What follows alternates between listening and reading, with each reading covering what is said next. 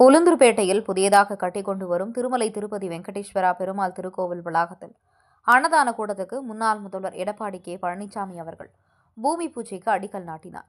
கள்ளக்குறிச்சி மாவட்டம் உளுந்தூர்பேட்டை நகராட்சி பகுதியில் உட்பட்ட பகுதியில் புதியதாக கட்டிக்கொண்டிருக்கும் திருமலை திருப்பதி வெங்கடேஸ்வரா சுவாமி திருக்கோவில் கோவில் பணிகள் நடைபெற்று வருகிறது.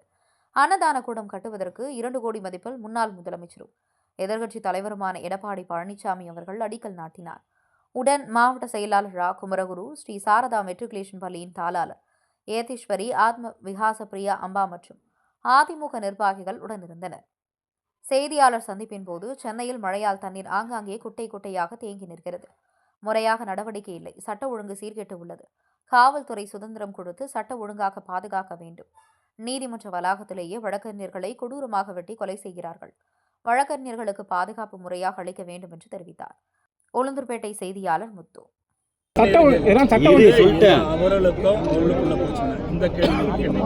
சென்னையில் தொடர்ந்து ஒவ்வொரு மழை பெய்யும் பாதிப்பு ஏற்படுது. 4000 கோடிக்கு அந்த மழைவடிகால் பணி தொடங்கப்படுது. அந்த நிறைவு பெறாமல் இருக்கு. மக்கள் அடிக்கடி பாதிப்பு. அதாவது அவ்வப்போது பெய்கின்ற மழைநீர் முழுவதும் வடிகால் விஷயங்கள் அடிப்படையில் தான் இதே புரட்சி தலைவி இருக்கின்ற பொழுது சென்னை மாநகர் நகரத்தில் பெய்கின்ற மழைநீர் தேங்காமல் வெளியேற்றுவதற்கு மழைநீர் வடிகால் வசதி செய்வதற்கு திட்டமிடப்பட்டு செயல்படுத்தப்பட்டு வந்தது. சுமார் 1040 கிலோமீட்டர் நீளம் ஆட்சி மாற்றம் ஏற்பட்டது. பிறகு திராவிட முன்னேற்ற கழக ஆட்சி வந்த பிறகு கிட்டத்தட்ட 43 மாதங்கள் நிறைவேறுகிறது. இன்னும் இந்த பணி நிறைவேறவில்லை. முழுமையாக அனைத்து இந்திய அண்ணா திராவிட முன்னேற்ற கழக ஆட்சியில் கொண்டு வரப்பட்ட மழைநீர் வடிகால் பணி கூட நிறைவேற்றப்பட்டால் எவ்வளவு மழை பெய்தாலும் சென்னை மாநகரத்தில் தண்ணி தேங்காமல் இருக்கும், நிற்காமல் பார்த்துக் கொள்ள முடியும். ஆனால் இந்த அதிமுக அரசு அதற்கு புதிய முயற்சியும் வேகமாக துரிதமாக அதிமுக ஆட்சியில் கொண்டு வரப்பட்ட திட்டத்தை நிறைவேற்றப்பட்டிருந்தால் இன்றைக்கு பெய்கின்ற மழையில் தண்ணி தேங்காமல் பார்த்துக்கலாம். ஆனால் இந்த அரசு மெத்தனமாக அலட்சியமாக ஒரு திறமையற்ற அரசாங்கம் இருக்கிற காரணத்தினால மழை பெய்கின்ற பொழுது அங்கங்கே மழை நீர் தேங்கி நிற்கின்ற காட்சி இப்பொழுது பார்த்து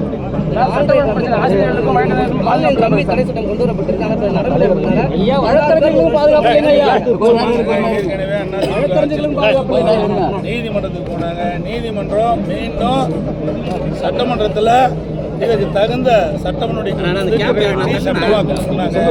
ஆனால் ஆட்சி மாற்றம் ஏற்பட்ட பிறகு திராவிட முன்னேற்ற அரசு அதற்கு உச்சநீதிமன்றத்தில் மேல்முறையீடு செஞ்சிருக்கிறாங்க. ஆனால் உயர்நீதிமன்றம் சொன்னவாறு மீண்டும் சட்டமன்றத்தில் சட்டமன்ற கொண்டு வந்து புதிதாக சட்டம் இயற்றப்பட்டிருந்தால் இதற்கு முடிவு கட்டிருக்கும். ஆனால் இதை வேண்டுமென்றே திட்டமிட்டு திராவிட முன்னேற்ற கழக அரசு ஆன்லைன் சூதாட்டம் தொடர வேண்டும் என்ற நிலையில் இருக்கிற காரணத்தில் தான் உச்சநீதிமன்றத்தில் இன்றைக்கு மேல்முறையீடு செஞ்சிருக்காங்க.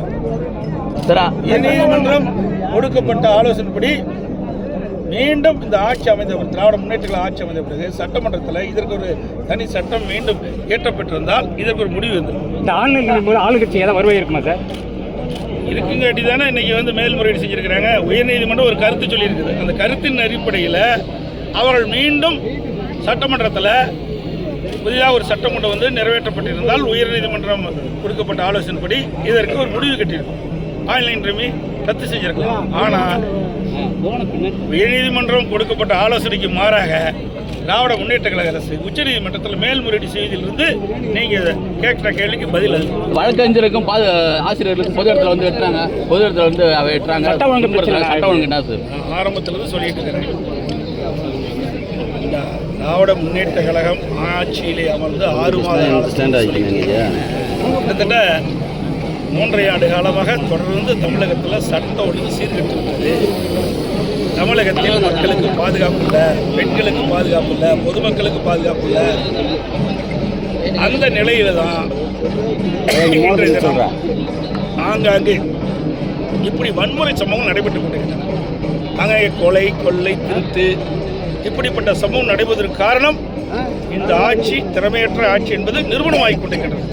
ஆனால் இன்றைக்கு கூட முதலமைச்சருக்கு வேண்டுகோள் வைக்கிறேன், இனியாவது விழித்துக் கொண்டு காவல்துறைக்கு முழு சுதந்திரம் கொடுத்து சட்ட ஒழுங்கை பாதுகாக்கப்பட வேண்டும் என்று வேண்டுகோளாக இந்த ஊடகத்தின் வாயிலாக அவர் கேட்டார். பருவமழை தீவிரம் அடைஞ்சது. பொதுமக்கள் இன்னைக்கு பருவமழை தீவிரமடைந்ததாக வானிலை ஆய்வு மையம் தெரிவிக்கிறது. வானிலை மையத்தில் என்னென்ன கருத்துக்களை சொல்றாங்களோ அதையெல்லாம் கடைபிடித்து மக்கள் பாதுகாப்பாக இருக்க வேண்டும் என்று கேட்டுக்கொள்கிறேன்.